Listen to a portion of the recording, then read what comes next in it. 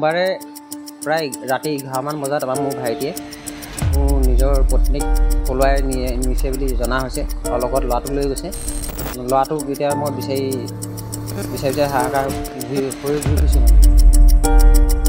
দেউকে বৌয়েকক লৈ গৈছে, নিজৰ বৌয়েকক মানে মাকক লৈ গৈছে বুলি ক'ব পাৰি। আৰু সিহঁতৰ আগত যদি আছিলে মই ইমান এটা গম নাপাওঁ, কাৰণ কেলৈ মই বাহিৰত থাকোঁ, অৰুণাচলত থাকোঁ। কোনোবা এদিন আহি পেলাই ঘৰত থাকি পেলাই আকৌ অৰুণাচল গুচি যাওঁ। সিহঁতি যে ভিতৰি কিবা আছিলে মই ইমান এটা গম নাপাওঁ। মানে ভাইটি অৰুণাচলত দাপৰিত আছিলে। বিহুৰ আগত প্ৰায় 2-3 দিনৰ আগত আহিছিলে। আহি লৈ পেলাই সিহঁতি সোমবাৰে ৰাতি 11-11:30মান বজাত সেইটো কাণ্ড কৰিছে।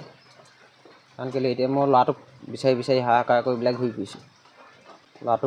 ল'ৰাটোক লাগে দেউকে বৌয়েকক লৈ গৈছে, নিজৰ বৌয়েকক মানে মাকক লৈ গৈছে বুলি ক'ব পাৰি। আৰু কি বিচাৰিবা মানে মই এতিয়া য'তে পাম ল'ৰাটোক মোক লাগে। মানে ল'ৰাটোক বিচাৰি মই হাহাকাৰ কৰি পেলাই আজি সেইদিনাখনি পৰাই মই বিচাৰি ফুৰিছোঁ। ল'ৰাটোক পালে মানে মোক ল'ৰাটোক লাগে। বৰ এটা ভাল কাম নকৰিলে ঘৰতে নিজৰ ঘৰখন ধ্বংস কৰি পেলালে। ময়ো আহি পাইছিলোঁ সেই বিহু 2দিনমানৰ আগত এইখন ঘৰ বনাই পেলাই থাকিম বুলিয়ে আছিলোঁ। কাজিয়া পেচাল তেনেকৈ নালাগে। তেওঁলোকক বিচাৰি থকা হৈছে, পোৱা নাই। জানিব পৰা মতে মানে এনেকৈ ধলপুৰ নাৰায়ণপুৰ এনেকুৱা ভিতৰতে আছে। তাৰ পৰা কাগজ পত্ৰও নাই। যিটোৱে নিছে মানে মোৰ ভাইটিটোৱে শ্ৰীমন্ত শইকীয়া, তাৰ পৰা কাগজ পত্ৰ একো প্ৰুফ নাই, মানে বাহিৰলৈ যাব পৰা নাই। পত্নীৰ নাম ববিতা শইকীয়া, দুৱাৰা শইকীয়া। পিছলৈ গৈ পেলাই ক'লে যে আগদিনাখনিয়ে সিহঁতি আহি লৈ পেলাই 12:30 আহি লৈ পেলাই সিহঁতি এখন কাগজ কৰি থৈ গৈছে। আৰু ছাৰজনে কৈছে মানে কি হ'ল, যিজনে লিখি আছিলে সেইজনে কৈছে তাক মই বহুত দূৰলৈকে খেদিলোঁ বোলে। খেদি ধৰিব নোৱাৰিলোঁ। তাৰপৰা বাইকখন এৰি লৈ পেলাই পথাৰলৈ দৌৰি গুচি গ'লগৈ। তেনেকুৱাতে আকৌ সেই ছাৰজনে ফটো মাৰি আনিছে বুলি জানিব পৰা হৈছে। দুখন ঘৰতো শেষেই কৰিলে, বৰবাদ কৰিলে। নিজৰ ঘৰতে এখন ঘৰখনো ধ্বংস কৰিলে। এতিয়া মানুহৰ লাজ অপমানত কেনিও ওলাবও নোৱাৰা হ'লোঁ। তথাপিতো নোলালেও উপায় নাই নহয়, ল'ৰাটোকতো বিচাৰি যাব লাগিব। মানে কি সেইদিনাখনি মই কামৰ পৰা মানে 4:30 বজাত আহিছোঁ। আহি পাই মানে মানুহজনীক সুধিছোঁ দাদা ক'ত। তেতিয়া দাদাই মানুহজনীয়ে কৈছে মানে দাদা ক'ত থাকিব সেই বুলি কৈছে। এতিয়া কৈছে ডাঙৰ দাদা নাই যেতিয়া গিৰিয়েক হ'বলৈ গৈছে এনেকুৱা বুলি কৈছে।